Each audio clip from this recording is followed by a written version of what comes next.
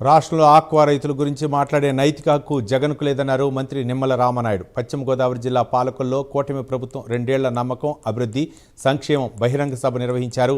కూటమి శ్రేణులతో కలిసి ర్యాలీలో పాల్గొన్నారు. ఆక్వా రైతులకు మేలు చేసిందే కూటమి ప్రభుత్వం అని చెప్పారు నిమ్మల.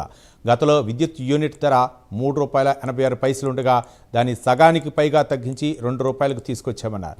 ఆక్వా కల్చర్ను దెబ్బతీసిన రైతు వ్యతిరేకి జగన్ అని గుర్తు చేశారు మంత్రి నిమ్మల రామనాయుడు.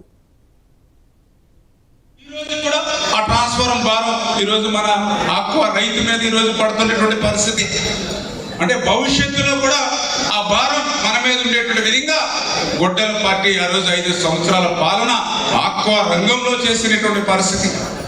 కానీ ఈరోజు కూటమి ప్రభుత్వం అధికారంలోకి వచ్చాక వెంటిలేటర్ మీద ఉన్నటువంటి ఆర్థిక పరిస్థితిని ఇచ్చినా కూడా ఈరోజు ఆ ₹1.5 కరెంటుని ఆక్వాజోను నాన్ ఆక్వాజోన్ అనేటువంటి నిబంధనలు తీసేసి 10 ఎకరాలు 10 ఎకరాల పైబడి అనేటువంటి నిబంధనలు తీసేసి ప్రతి రైతుకి కూడా ₹1.5 కరెంట్ ఇచ్చేటువంటి విధంగా ఈరోజు